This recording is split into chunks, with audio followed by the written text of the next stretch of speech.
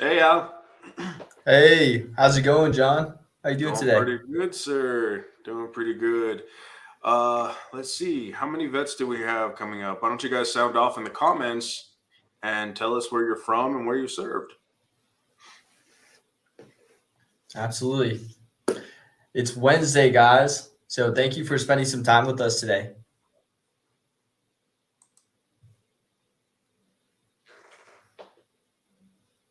Yeah, they just dropped our sign up links in the comment section. So if you guys are interested in signing up, you can sign up for either Coach Luna or Coach Al, and we will be here to help you out.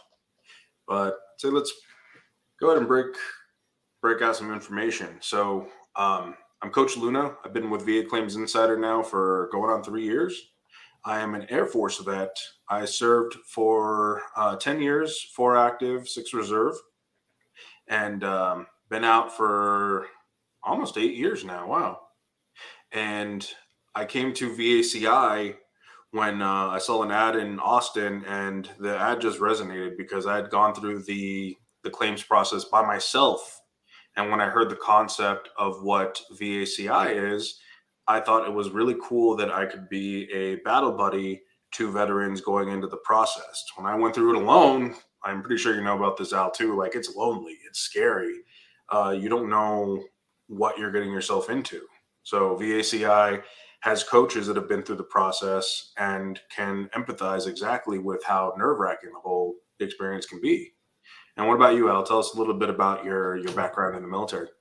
Yeah, sure. So I served in the Army 75th Ranger Regiment, which is a special operations unit. I was stationed out in Savannah, Georgia at Hunter Army Airfield.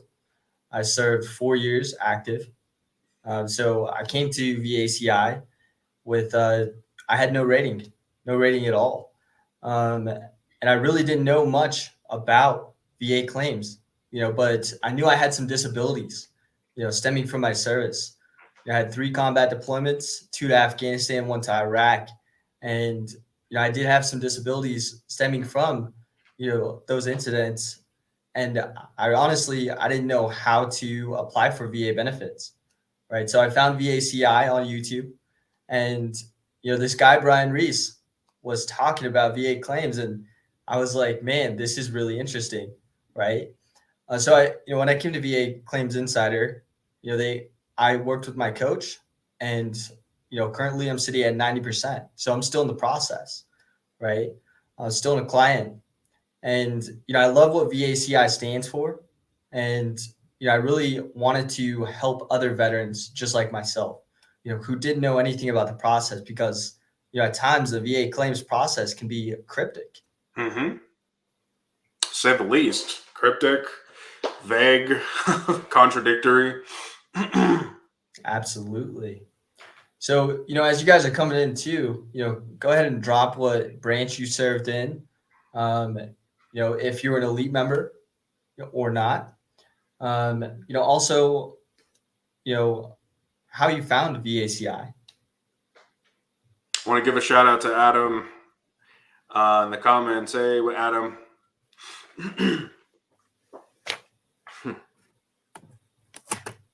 But yeah, just to tell you a little bit about VACI's elite program, and just as a disclaimer, we are not accredited agents, VSOs, attorneys, or any other entity recognized by the Department of Veterans Affairs. We are not affiliated with the VA in any way.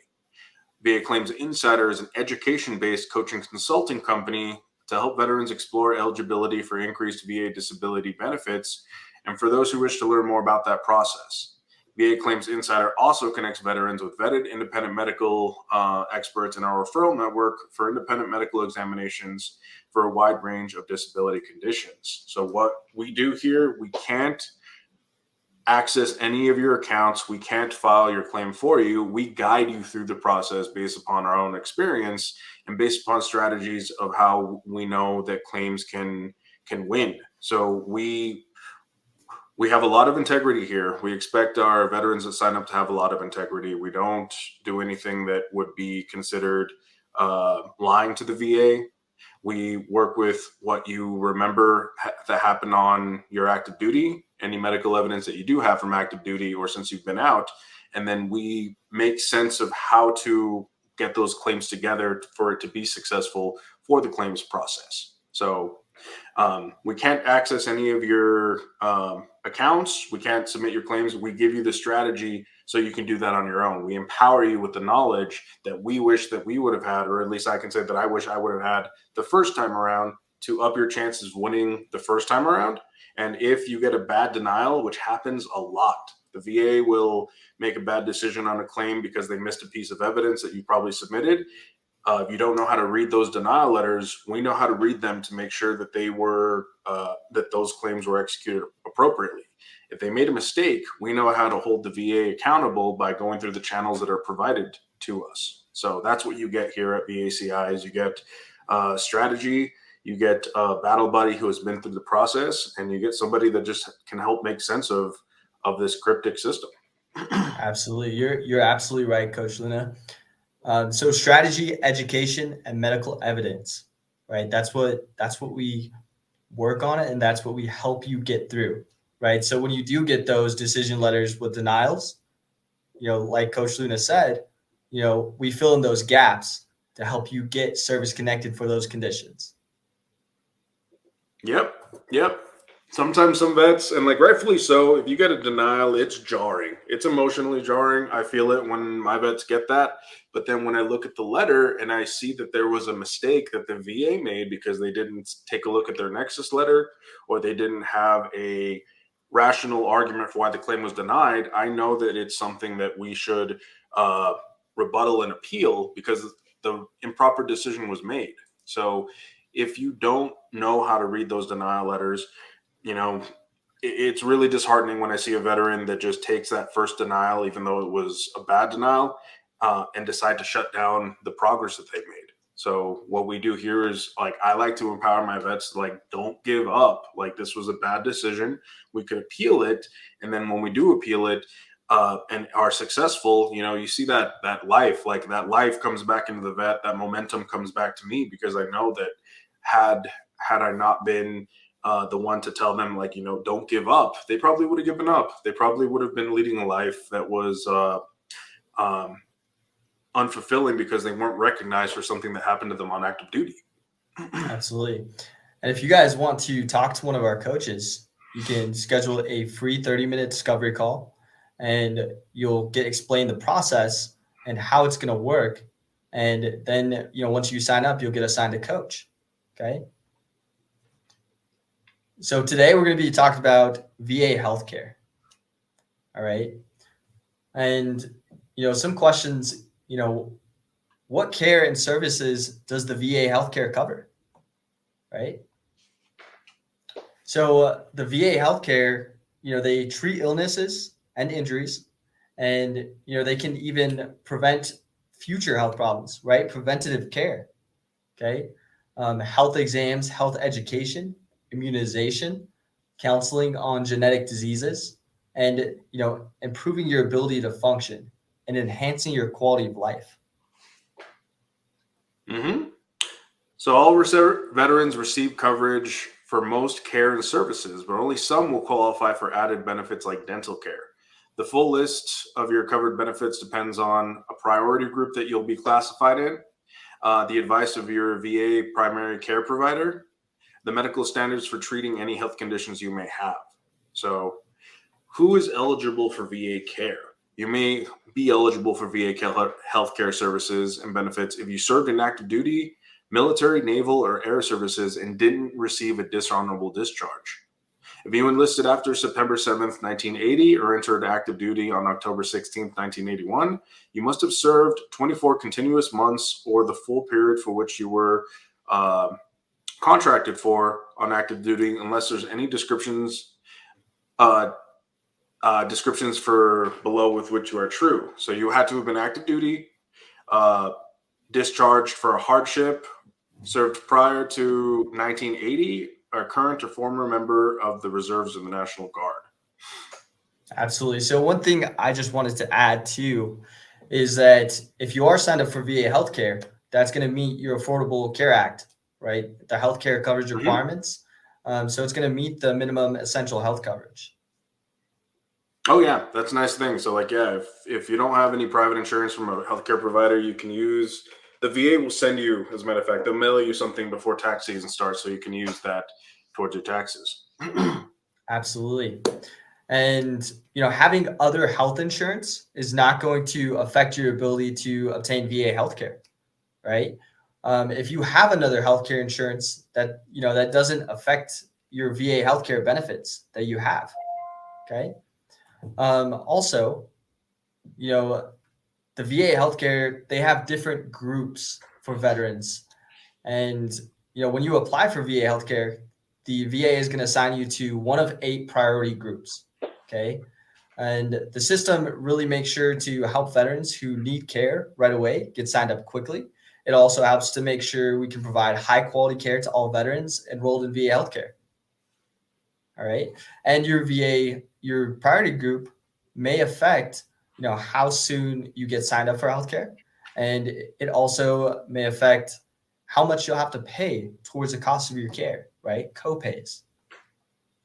Yeah, there's a little bit of a vetting process when you first go into the VA. Like if you like for anybody, most of the time, what you will be asked to do to get VA services is take a copy of your 214 to your closest VA.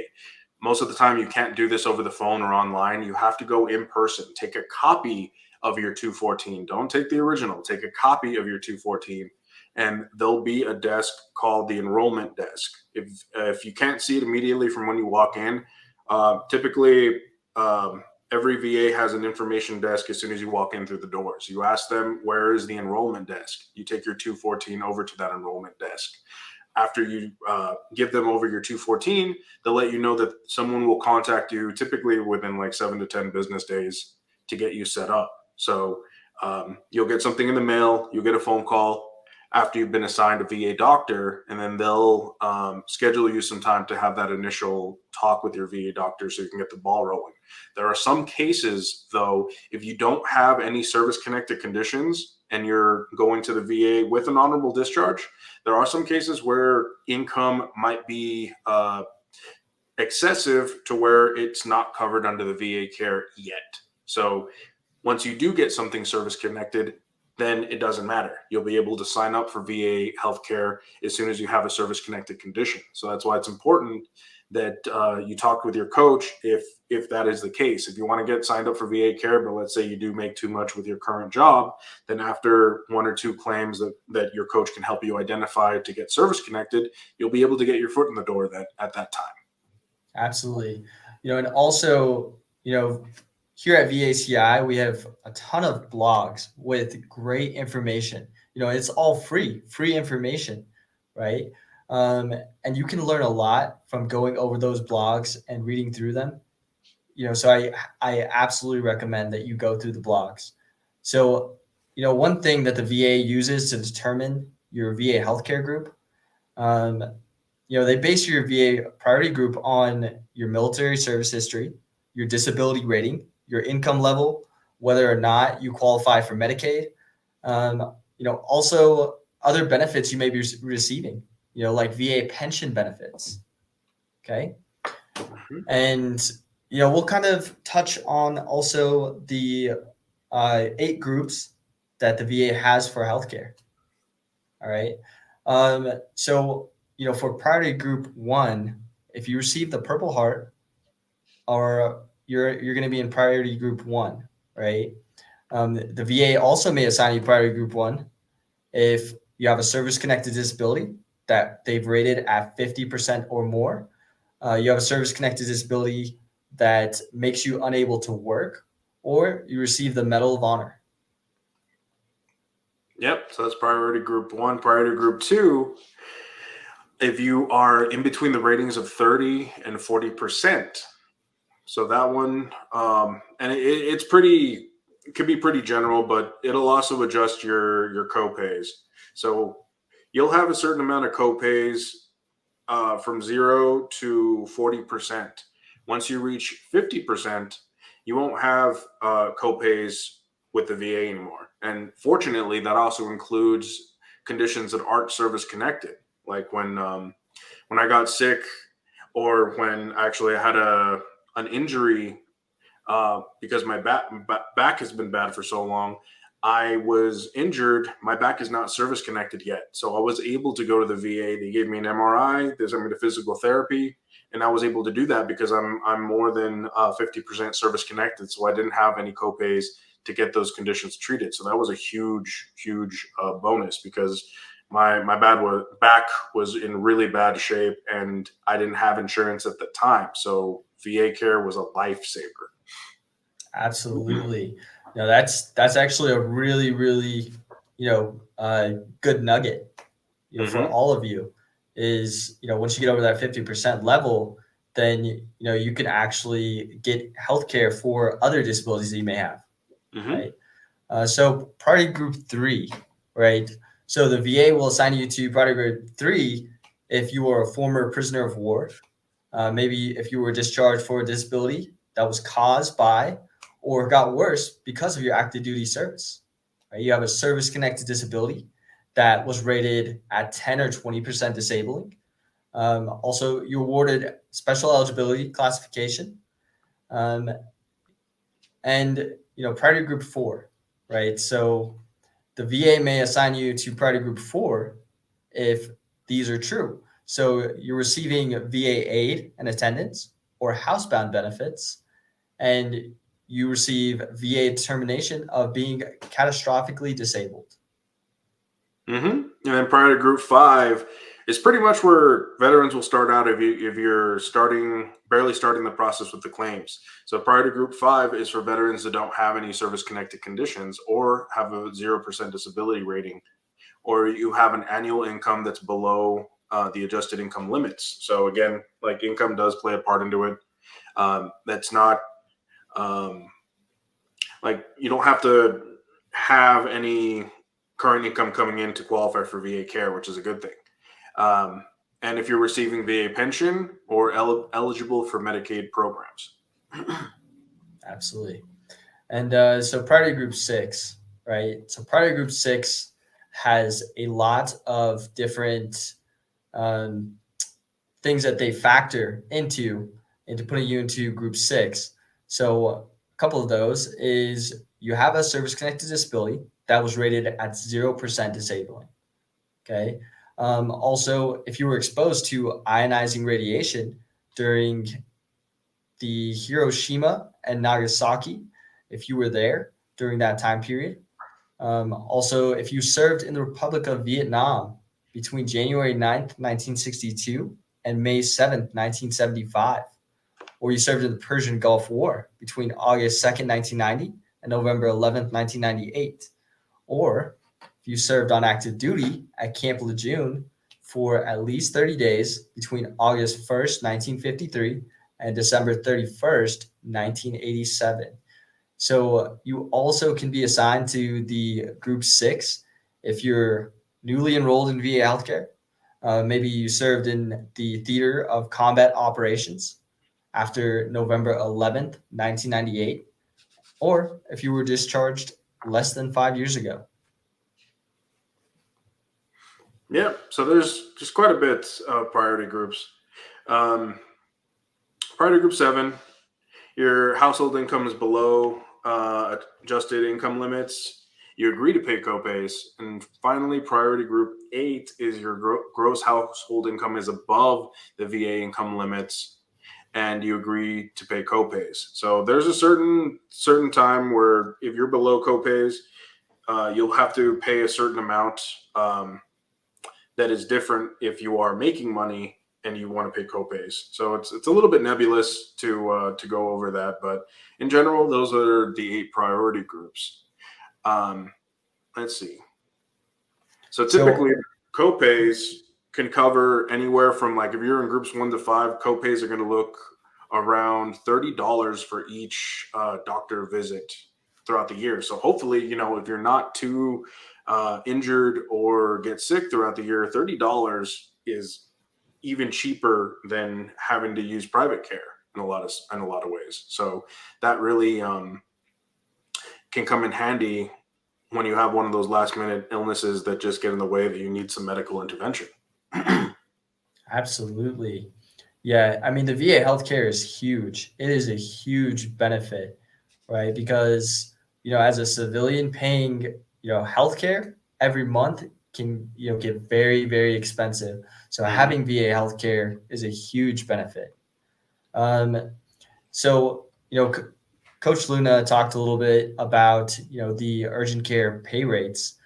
So I also wanted to kind of point out that, you know, if you are receiving VA healthcare, you can go, if you have an emergency, you can go to the emergency room, right? You can go to urgent care, but you have to notify the VA within 72 hours so that they can authorize it and it will be paid for. So for the ER, make sure you guys know that there's a difference between going to the emergency room and going to urgent care. So if you have to go to the emergency room at a hospital because something is dire, you have that 72-hour window that you need to report that to the VA in order to get possibly get reimbursed.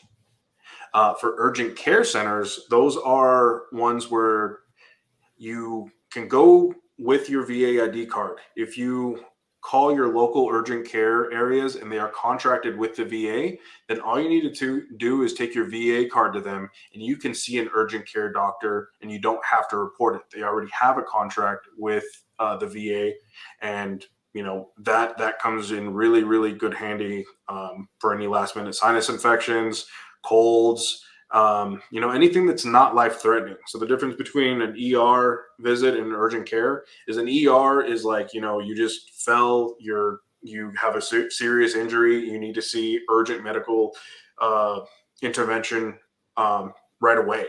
Urgent care is pretty much like, let's say you have a sinus infection, let's say you're sick with the cold. It's not life threatening. It's just something that you need to get seen for real quick. So instead of trying to reach out to your VA doctor, either by calling them or messaging them, and all veterans know that there might be a struggle with that because those doctors are always busy. They have that benefit where you are able to go to an urgent care center and talk to a doctor there. So if you want to inquire about which locations are covered, just take a look at your local urgent care centers around you. Give them a ring, ask them, are they contracted with the VA? If they say yes, then all you need is your VA card and you're good to go. You don't need to report urgent care visits. Yeah, absolutely. And that kind of brings me to another. So I actually went to urgent care probably a few months ago, and I looked up all the urgent care facilities that were contracted with the VA, and I picked one and I went there. I was having some serious stomach issues, and it had been going on for a week. So I didn't want to go to the emergency room. I went to urgent care, and they were able to help me. They were able to diagnose me, and they were able to give me some medication to help me get over that illness. And also, the VA covered that. And another thing too is you won't have to pay any copays if you're going to just get a flu shot, right? No matter what priority group you're in, you can go get a flu shot, at a urgent care facility, and you won't have to pay any copays. Or even a Walmart. I actually got my COVID vaccine at Walmart, and the VA took care of it. Nice. Yeah. But back to what you're saying about like being sick. Yeah. It also covers the medication. If the doctor gives you medication for your stomach or for any other conditions going on, those medications are also covered within that visit. So it's a really cool benefit. Also, especially with location. So the VA closest to me is over 45 minutes away. I have an urgent care center less than 5 minutes down the road. So like I caught COVID this January and I didn't want to go all the way across town because I was miserable.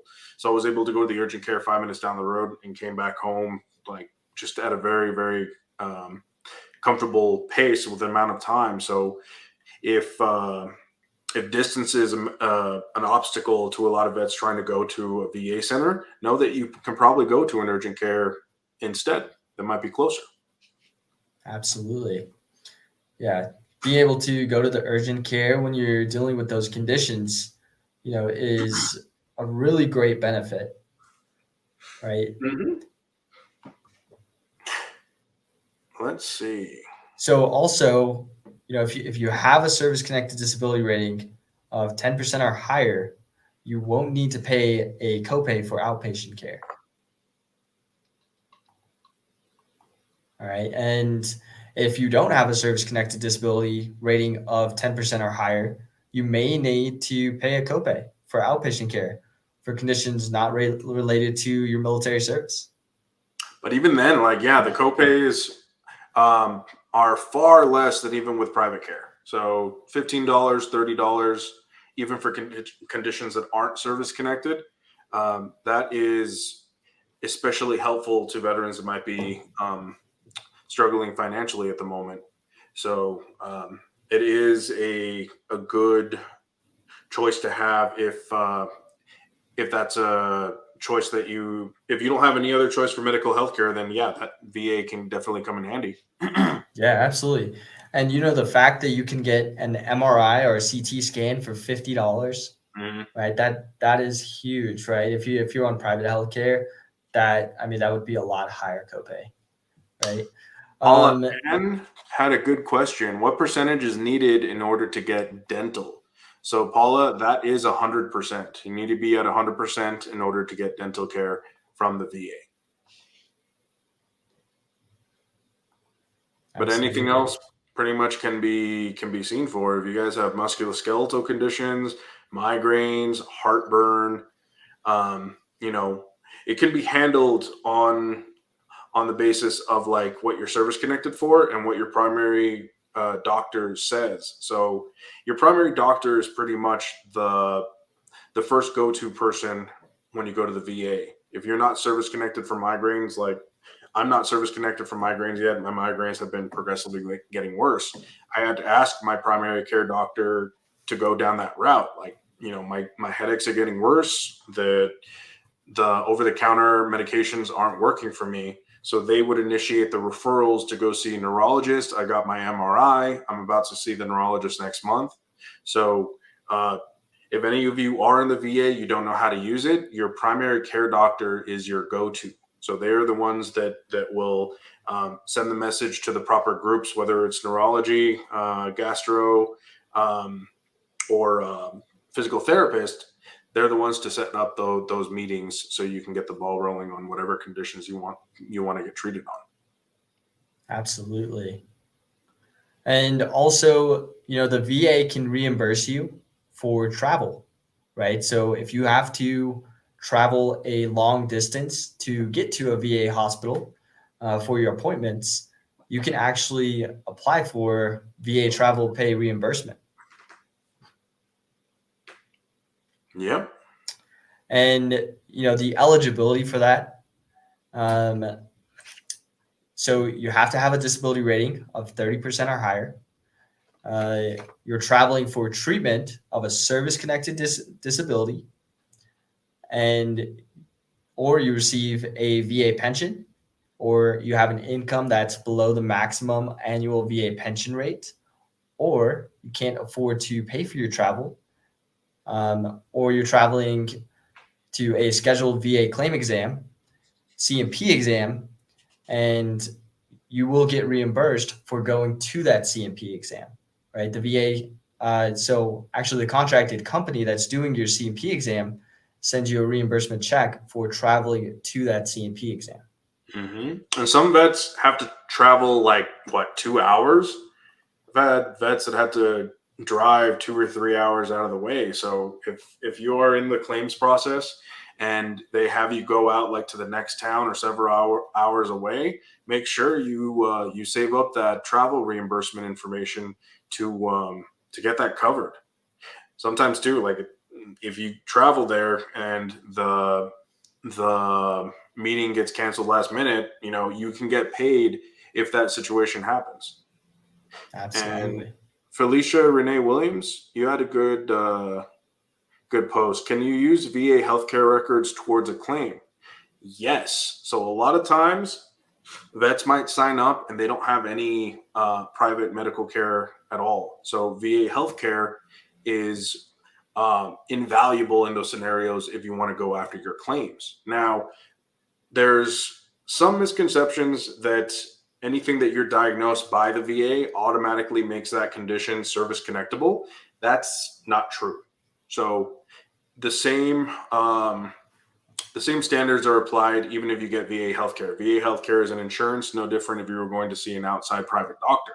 So anything that a VA doctor diagnoses you with does not automatically grant it the benefit of being service connected. You still have to get treated for the conditions that you do want to get service connected for. So if you're going for a mental health claim, you would have to ask to go see a mental health care specialist. They would evaluate you to see if you do have a mental health issue, and those records could be used towards your claim. Sometimes, like when I got my back checked out, they diagnosed me. I had a herniated disc and I have sciatica. They diagnosed me with that, but that can't be service connected because I don't have those medical records from active duty to back it up. So don't automatically assume that everything that you get diagnosed by a VA doctor is going to make it eligible to be service connected. That's not the case. They're just doctors treating your conditions, no different than a private care provider. But you can use those medical records towards the claims that you can go after. So that's a really good question, but make sure that you vets understand the difference between that you can still generate the medical evidence for the claims that you want to go after, but not everything that you get diagnosed by the VA makes it eligible to be service connected. Like I think sleep apnea is a really popular misconception. Well, the VA diagnosed me. Why can't I get it service connected? Well, they diagnosed you because you have it. They're doctors that are treating you. But that condition does not automatically mean that you can file for it just because the VA diagnosed you. Absolutely. And Paula Ann had a good question too. What percent is needed in order to get dental, right? So 100% is needed to get dental coverage. However, if you have a service-connected dental condition, then you can actually be covered for dental that way also, right? Mm-hmm. And so at 100%, that does include health insurance for your dependents, right? So that is huge.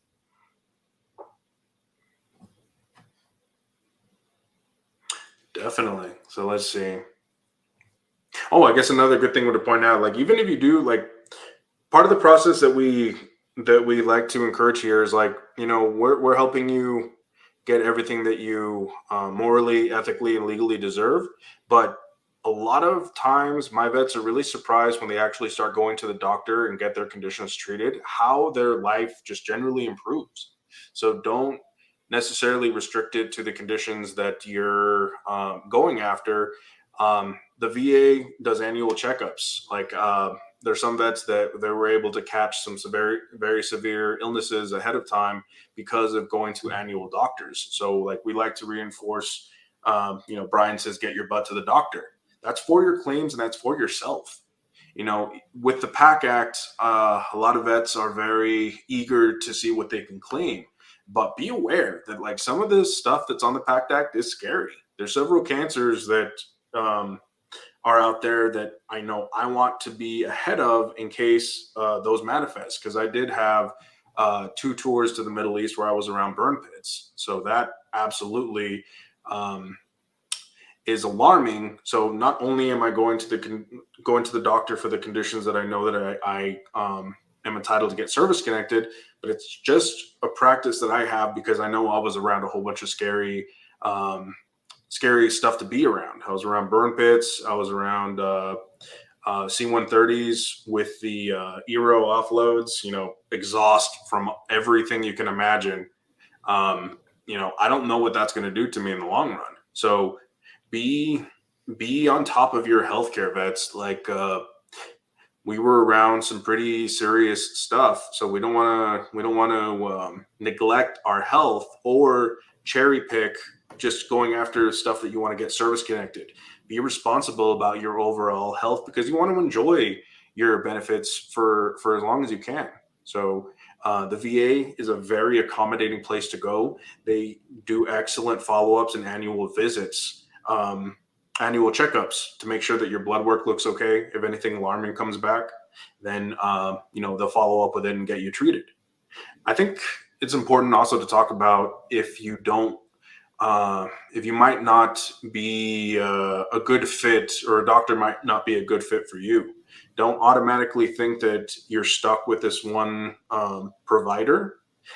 I've been in situations where, I felt that the provider and I just weren't on the right page, or there was just something off that was getting in the way of being an effective provider. You guys do have options to get that changed. You can go to the patient advocate. Every single VA has a patient advocate, so you can either Google who your patient advocate is. You can go in person, ask the information desk, where is the patient advocate? Let them know, like, this is not necessarily a good fit with this doctor. Can I please have another? So I'm not too sure, Al, if you've had any situations like that. I've had a situation where me and the provider just didn't really mix well, and I had to request one. Luckily, it was a very easy process, and I managed to find a doctor that was a better fit. Absolutely. So, I mean, I've actually been through 3 psychiatrists, right? Because we weren't a good fit. I felt like they didn't understand me. And, I requested a new psychiatrist, right? And I did that twice and now I finally have one that understands me, one that I can work with, and one that I like. But, also, there's community care, right? Community care is huge. So I use community care. I talk to a psychologist, right? And I talk to him pretty often. And, you know, having the ability to go outside of the VA with community care is huge. But do know that you do have to request it, and you do have to be approved for community care before you can actually start receiving community care, which is care outside of the VA, right? And another thing I wanted to touch on is, if you had an injury in the military service and you didn't go to the doctor, you didn't have it treated, then or you didn't get treated within 12 months of leaving active duty, it's going to be very difficult, especially for those musculoskeletal conditions, to get those service connected, right? However, get with a coach, sign up for a free discovery call and get with a coach. And the coach is going to be able to tell you whether or not, hey, you possibly have a secondary condition here.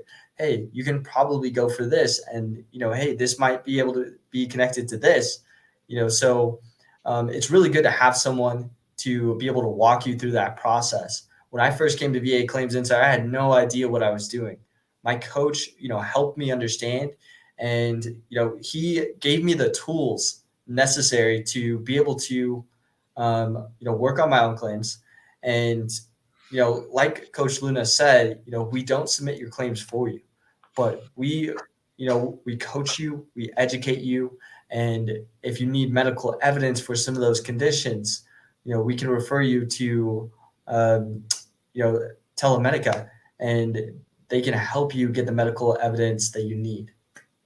Mm-hmm. Yeah, Telemedica is a very good resource that we have here. So if you have a condition like a bad back, or let's say you have a bad knee that's service connected from active duty, well, after a while, the motions of the body, that bad knee will cause your posture and everything to get thrown off balance.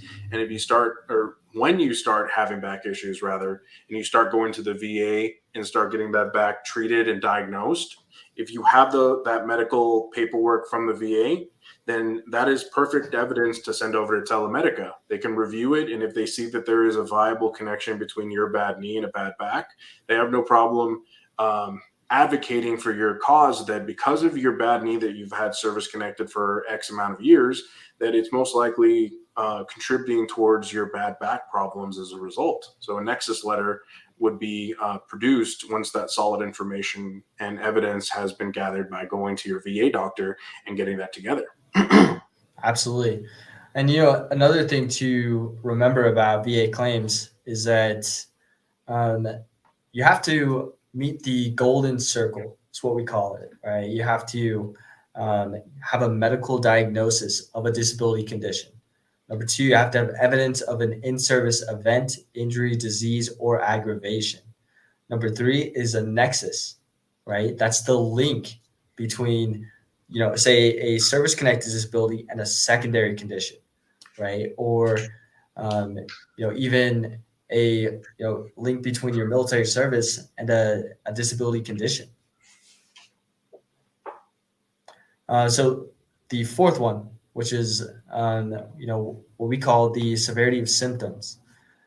So basically, the severity of symptoms talks about symptoms in terms of frequency, severity, and duration. All right, and that's very important in your VA claims process to be able to explain your symptoms and be able to quantify your symptoms. Yep. So that that circle is pretty much the standard. So that's what, and if that didn't make sense to some vets, that's why we have you guys sign up. There is a process in place at the VA. There's some vets that will keep fighting for years trying to get the same thing service connected. And sometimes I'll be brutally honest with vets that sign up, and they'll say, like, I've been trying to service connect my back for 7-10 years, and I can see in their denial letters, and they'll tell me I've never got seen by the doctor. And sometimes they're still not getting seen by the doctor. They're just trying to file a claim with no evidence to back it up. So what you get here is we can help you stop the guesswork. We can look in your records. We'll have a discussion about what you're still struggling with, and we'll take the guesswork out so you guys aren't just beating your heads over something that's not going to win. And even then, like, that might not be the only thing that you guys qualify for. There might be several other conditions other than that one condition that you've been fighting for years. So you get that overview guidance based upon what you have diagnosed, or what you're still doing, or what you're still struggling with, to get your butt to the doctor to go get service connected then. So you have a lot of knowledge here. And not just like when you talk to me, you're not just talking to me, you're talking to a team of veteran coaches that I might consult with. So we have a huge hive mind of knowledge in this process to cover anything from mental health to TBIs, to gut issues, to back conditions. So you do get quite a lot of resources to help you out with your claim. Absolutely. And he's absolutely right. When you work with a coach, it's not just myself that you're working with. You're working with all of my other veteran coaches as well, where we share information and, we help each other through the process. And, in turn, that's going to help you because you're going to get a wealth of knowledge from, all these coaches who are very experienced, very knowledgeable in the process. Right. And also, our VACI blogs, right? They have a ton of free information, really, really good information.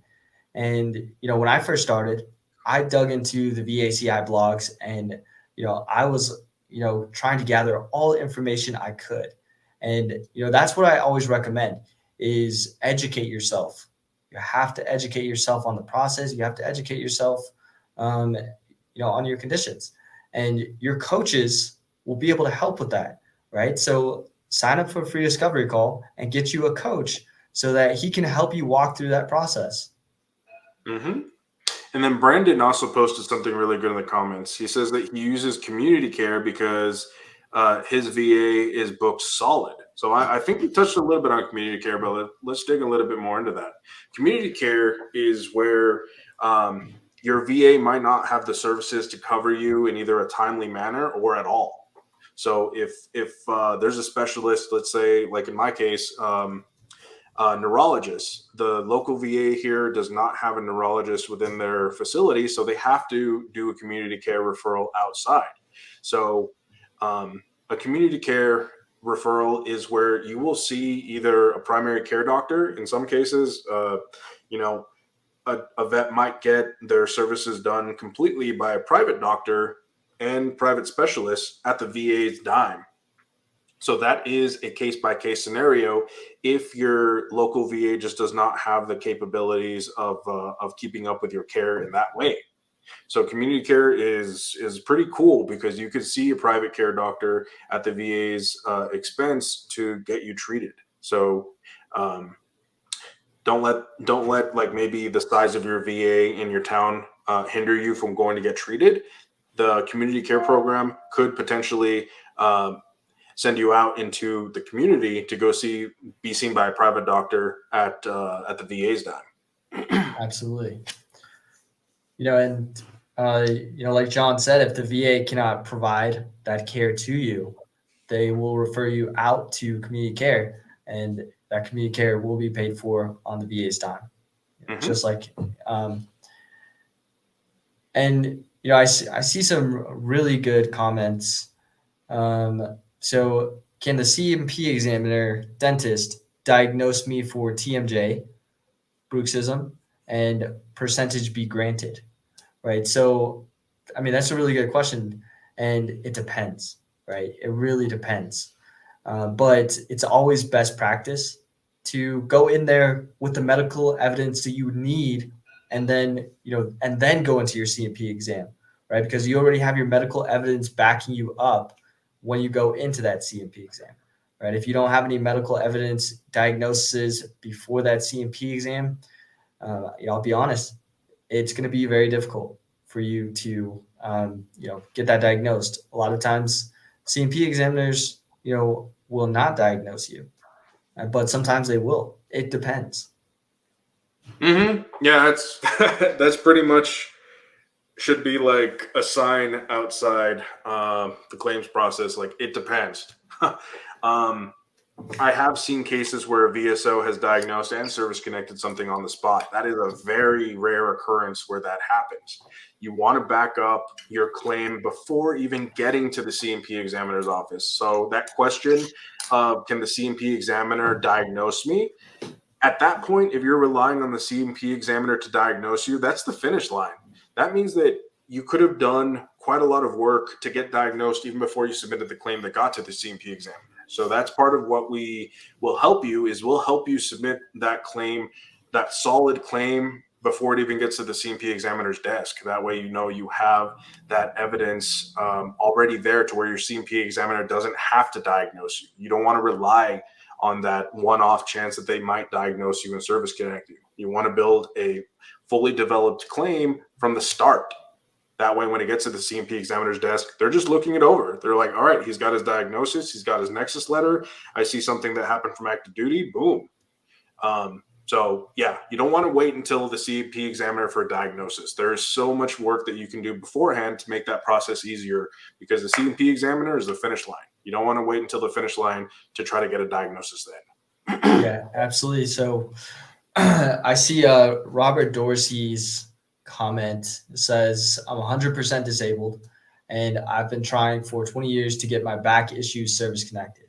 Right. So, Robert, I'll say, brother, you're at 100%, right? All your conditions are covered by VA healthcare. You're already 100%, and by submitting new claims, you can potentially bring your old claims back into question, right? Where the VA is going to reevaluate you on your old claims. So, I would say if you're 100% P&T, all your back condition is going to be covered by VA healthcare. They're going to give you the treatment you need and, the medication that you need to sustain and maintain a healthy life. But if you're 100%, I would just leave that alone. All your conditions are covered by VA healthcare. Mm-hmm. It's always a gamble if you're already at 100%. Like there's some cases where a veteran is at 100% permanent and total, and they still need to file claims. Normally, that happens like if you live abroad.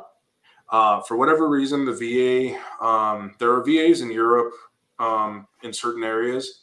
They will only see veterans for conditions that are service connected only. I don't know why that is, but that is one of the rare cases where a veteran would try to argue to get something service connected so they can continuously get the medical treatment they want. So that is the one caveat about VA care is if you live abroad, then they will only treat what you are service connected for. If you live stateside, you can be seen for both service connected and non-service connected conditions.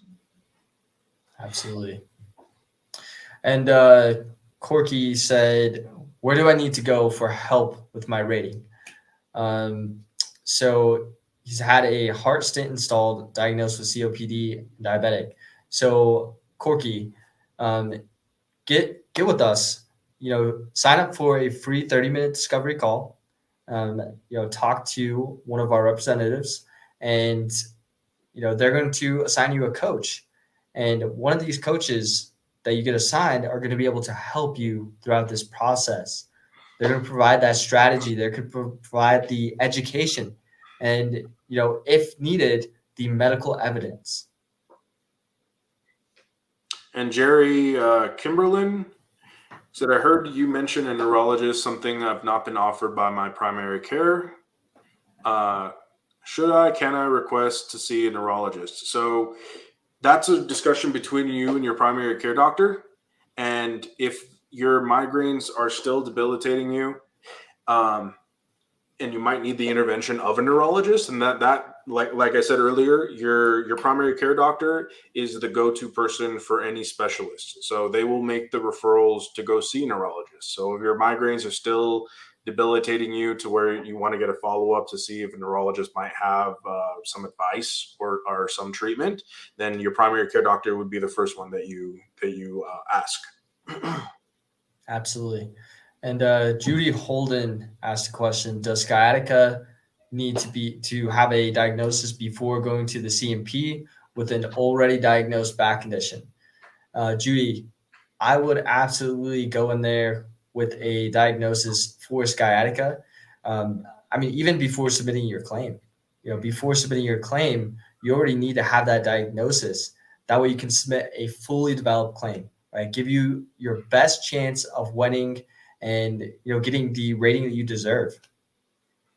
Yeah, for any claim that you submit, you want to have a diagnosis before you submit the claim at all. You don't want to submit a claim with no diagnosis and just hope that the CMP examiner might diagnose it. A lot of times that doesn't happen. It does happen, but you'd be saving yourself so much time and headache if you got diagnosed before you submitted your claim. That way, you're submitting a fully developed claim. You already have everything there needed for the VA to get you service connected. So don't submit a claim just on a hunch that you can talk it over with the CMP examiner. It doesn't happen enough for me to say that's a solid plan for success. I like my vets to get, and there's nothing to stop you from getting that diagnosis before. Like if you're a veteran, even if you are not service connected for anything, you can get VA care if you live stateside, and you can get that diagnosis by following up with your doctor and seeing those specialists. So if there's a takeaway from here, just remember that get a diagnosis before you submit your claim. That will make the process a lot easier. Absolutely. And when I came to VA Claims Insider, I had no rating, right? But I wanted to do my claim process right the first time, right? I wanted to get it right the first time. And that's what we really want for you, right? We want to take you down the path of least resistance. We want you to get the least resistance from the VA in your claims process, right? And that's what working with a coach will do for you.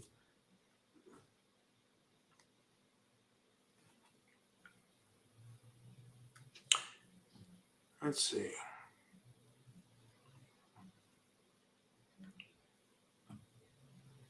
So we have a few minutes left. Does anyone have any pressing questions that they want to throw in the comments? So I actually do see one. So why can't you get anything for hearing loss? That's David that said that. So most times I see hearing loss rated at 0%, right? And the VA assumes that they can issue you hearing aids, and that's going to take care of the issue, right?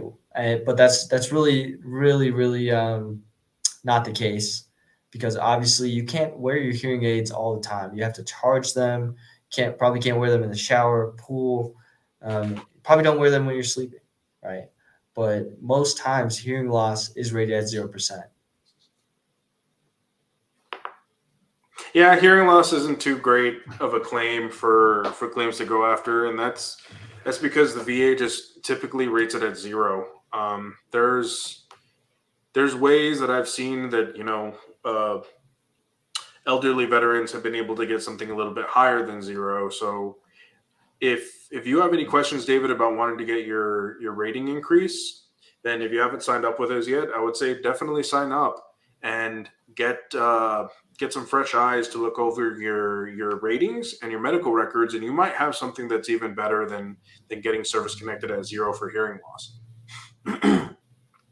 And Yeah. Martin Moreno, how can I get my VA medical record corrected? My medical record says that I had a vehicle accident in 2018, and that's incorrect. So that has happened to me before. I had some random doctor update my records. I guess they might have got the names confused with another vet, and I was diagnosed with asthma and given medication. I don't have asthma. So I had to tell my doctor that entry wasn't me. That got corrected. So I would say talk to your doctor, let them know that there's some erroneous information about a veteran that's not me, and get that removed.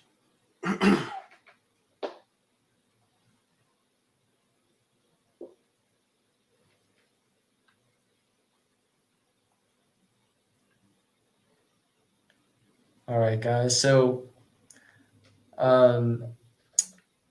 just about the claim process is, come get with a coach, because we're gonna help you walk through this process, and also, it's very important that you don't give up and you don't quit, in this process, because sometimes the VA claims process is going to be, very disheartening, right?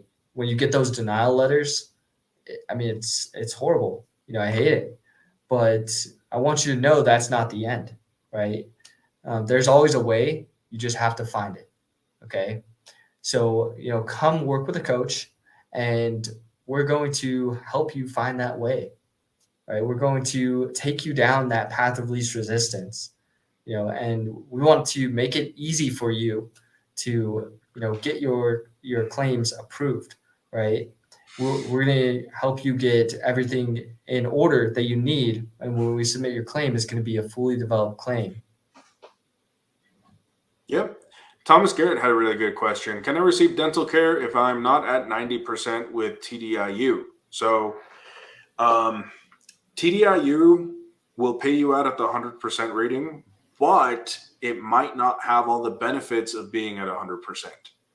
So you have to be considered TDIU for a number of years before the additional benefits will kick in. So that might not take place automatically. If you were recently put on TDIU, chances are you're not going to have the same benefits of being 100% P&T. So depending on what that is, then you might not have it. If you're at 90% and one of your service-connected conditions is dental, then yes, you would qualify for getting that service-connected condition treated. So it really depends, but not automatically. Even if you're on TDIU, would that grant you the same benefits? Absolutely.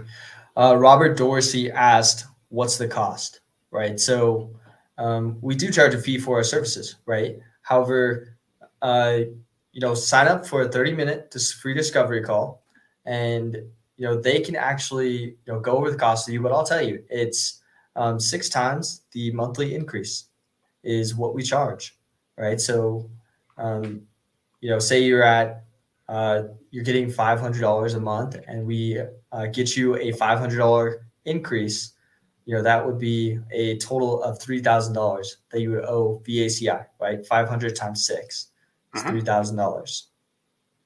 Okay. So that's the cost, right? I want to be upfront. I want to be honest with you. Yep. So pay for advice, guidance, and we are here to help you. So Robert Dorsey, can you sign me up? Yes. If you can drop the sign up link in there, we'll go ahead and that'll be our last question. So hopefully you guys took away something. Remember, you can use the VA to help you out with your claims, get that medical evidence going. And if you want somebody to help you assist, take the guesswork out, then please sign up with us. Absolutely. And you're never out of the fight until you give up. So don't give up on your claims and keep going. Okay. Thanks for spending your afternoon with us, Vince. Absolutely. Everyone have a wonderful day. Appreciate you guys.